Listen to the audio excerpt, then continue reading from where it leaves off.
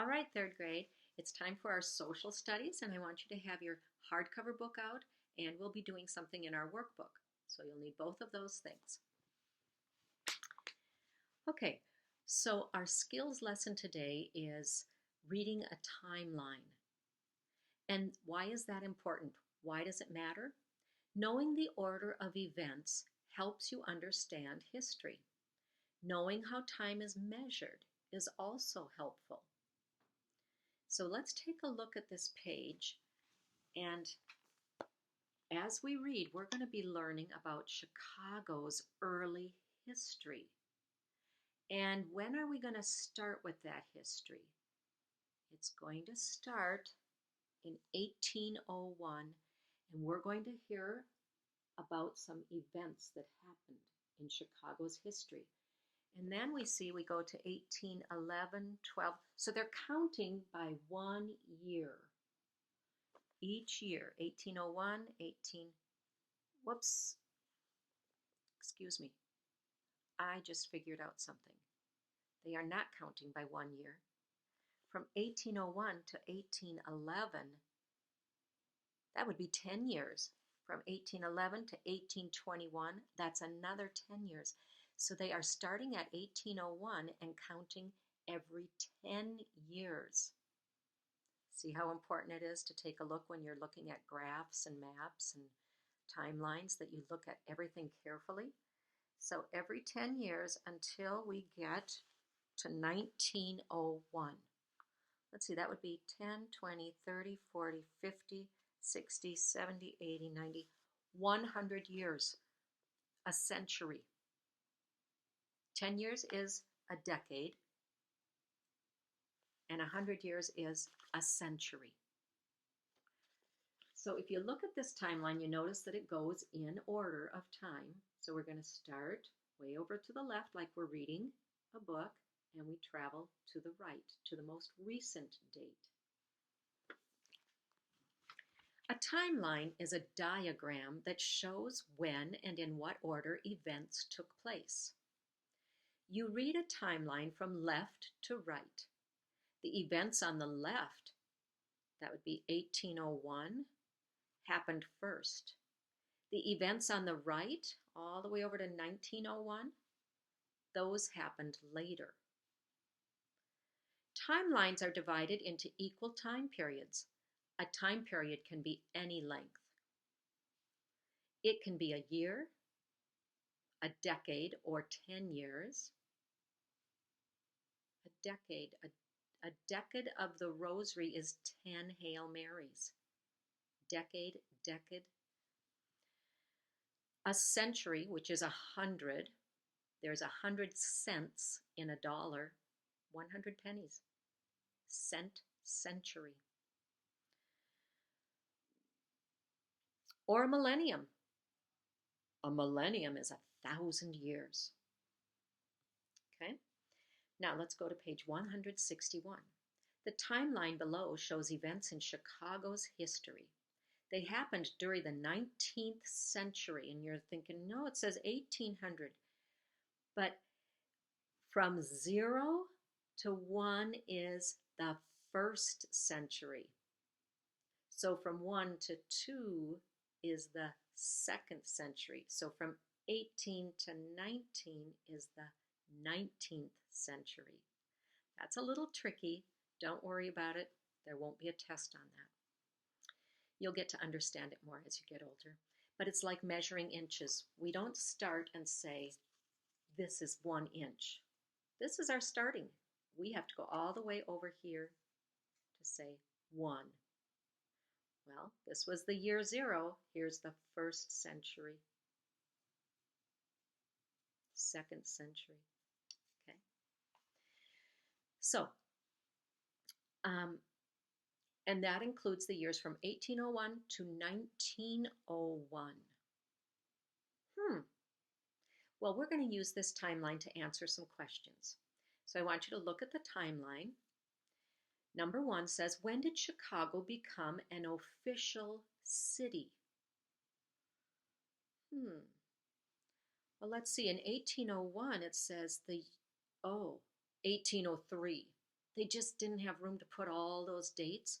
So close to 1801 is 1803. That's the exact date or the exact year that the United States adds its first fort to the area, and it was called Fort Dearborn.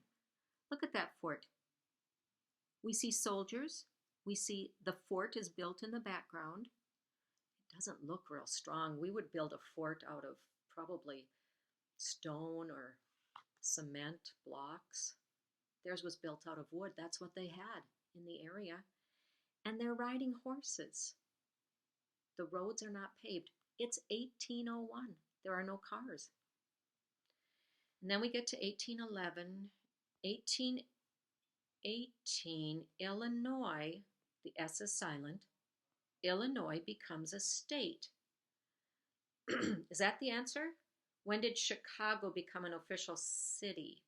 No, Chicago is in Illinois, so Illinois became a state. 1821, for 10 years there's nothing, and then 1837, what does it say? Chicago becomes an official city. Here it is. It says 1831, and we travel almost to the end to where it'd be 1837, and there it tells us Chicago becomes an official city. Let's go to the next question. Was the water tower built before or after the Great Chicago Fire? Oh, wow. Well, these pictures are going to be helpful. Take a look at the pictures. We see ships on the Chicago River around 1850. Then we see the water tower. That water tower was important because it provided water to the people in the city so that they would have water for drinking and cooking and bathing. So this water tower was built, let's look above the picture, and it says 1869. 1869. I'm going to jot that down. 1869. Then I keep looking at the pictures, and it says the Great Chicago Fire. I look up at my date. In 1871, the Great Chicago Fire burns much of the city. There's a story that a cow kicked over a lantern in a barn, and the lantern caught all the hay on fire, and the hay caught the barn on fire, and most people's homes were made of wood, and the fire department did not get there in time. You'll learn more about the Chicago Fire, but that might be something interesting for you to look at with your mom or dad on the internet. So there are some very interesting stories about the Chicago Fire, and it was a very sad time. But anyway, that is 1871. So what happened first? Or was the water tower built before or after? My answer is yes. No, that is not the answer. Was the water tower built before or after the Great Chicago Fire?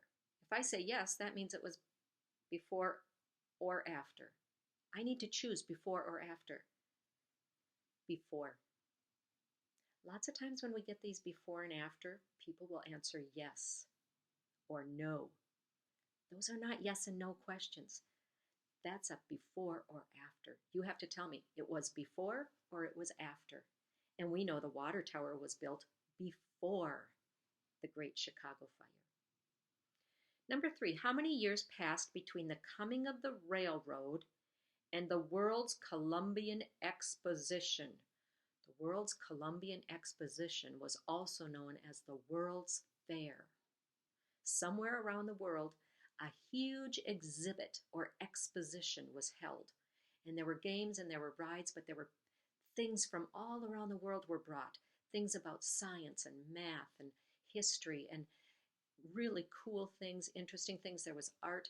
You might go to a state fair, but this was called the World's Fair. And the Eiffel Tower was built for the Paris, France World's Fair back in the 1800s. Well, in Chicago, they built a huge Ferris wheel.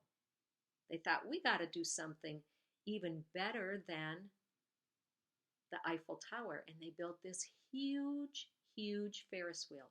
And I talked a little bit about that when we were doing our Catholic Schools Week's Ferris wheels with the Legos. So see how we can make connections to all these different things? And those Ferris wheels were part of a science STEM activity. Anyway, we're looking to see how many years between the railroad and the Columbian Exposition. Well, I see the Columbian Exposition is held in 1893. I'm going to jot that date down, 1893. Poster about World's Columbian Exposition. George Ferris, first Ferris wheel. 64 feet high. And this is the 1893 Chicago World's Fair. But I haven't found anything about the railroad. Let's see. If I go back, the fire, the water tower, Galena and Chicago Union Railroad is built. How many years passed between the coming of the railroad? There it is. What was the year? 1848. I'm going to jot that down. Now, how many years passed? We're going to do a little math. Our biggest number is 1893. The smallest number is 1848. So our biggest number goes on the top. Can I take 8 from 3? Nope. You're right, I'm going to have to borrow. So I cross out the 9 and make it an 8. And now I have 13. Take away 8. 8, 9, 10, 11, 12, 13. 5. Write down the 5. Now, can I subtract 4 from 8? I get 4. 8 from 8 is 0. 1 from 1 is 0. So how many years passed? 45 years. Okay, I want everyone to go to your workbook now. And I'm going to quickly read through, but I'm going to have you do the work and answer the questions. So this is a timeline, and we're going to use information on the timeline to answer the questions below, and it's about Oklahoma's early history. Oklahoma is a state in the United States, and we were talking about locusts, and that ties in with Oklahoma. Let me show you where Oklahoma is in your book. Oklahoma is right here. This first green state under Kansas. And if you notice, it's got this long strip of land, and we call that the Panhandle. I just kind of redrew what it looks like. That's kind of what Oklahoma looks like. And this part of Oklahoma is called the Panhandle. Now, in the 1930s, we had a Great Depression where people really didn't have very much money and a lot of people didn't have jobs. And then farmers had cleared a lot of land so they could grow lots of crops. And without the trees, we didn't have rain for a long time, and all the plants started to die. And then the winds began to blow, and we didn't have trees to stop the wind blowing. And the wind blew the soil. And the topsoil, all that dirt, made clouds of dirt and dust that were so thick, they were like the locusts from what we read. They covered the sun, and it looked like nighttime. But the sand got in their eyes and in their nose and in their mouths. Sand piled up higher than cars. People had to turn their dishes upside down, and then before they ate, they'd tip them up and eat real fast before the dirt and dust got into their food. And some of the cattle died. Some of the animals that were out in the fields, they would inhale the dirt and the dust and they would suffocate if they couldn't get them into the barns quickly enough. But I bring that up because in our reading book we heard about locusts. Well, that's one of the things that happened. Grasshoppers need a lot of grass and vegetation to eat, and there wasn't much. So they went looking for grass and vegetation, and they swarmed huge clouds of locusts. And people in the panhandle, where the Dust Bowl was, as soon as it would rain, little plants would start to grow, and the people would be so happy. And they'd go to bed at night, and in the morning they'd hear this thunderous noise. We read about it in our book today, or this week. And it was the locusts flying in, eating every leaf, every blade of grass, and even their clothes off the clotheslines. So the locusts were really disliked by people at that point. Anyway, now we're going to go back to our workbook. So let's take a look. It starts in 1800, and in 1803, as part of the Louisiana Purchase, the United States buys Oklahoma, though not the Panhandle. So they bought this much of Oklahoma, but they didn't buy this. So this still belonged to France.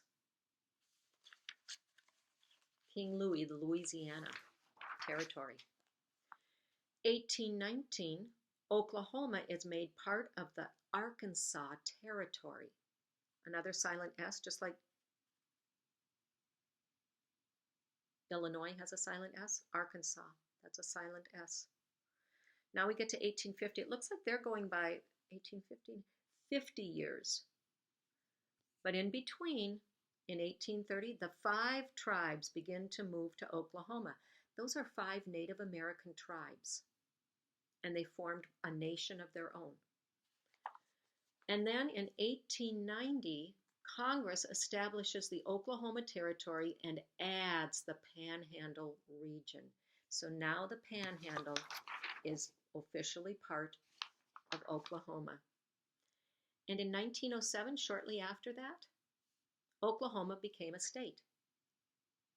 So now we need to go to our questions. Number 1, did the Louisiana Purchase occur before or after the territory of Oklahoma was established?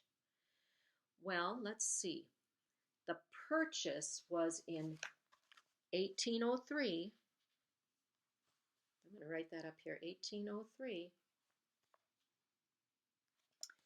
And the territory was established in 1819. There it is, 1819. I circled it and then I wrote it. Now you have to tell me, was the purchase before or after? Your answer is either going to be before or after. Number 2, what happened in 1819? You're going to look up here at the date and tell me what happened. They wrote it down. You're going to copy it. Number 3, was Oklahoma made a part of the Arkansas Territory? That was 1819, I remember. 1819 is when that happened. Was that before or after the 5 tribes? The 5 tribes came in 1830. Your answer is going to be either before or after. Number 4, when was the Panhandle region added to the Oklahoma Territory? That was a little bit later, so read carefully to find out when that happened. We already talked about it. All right, send me a picture of your work when you're finished.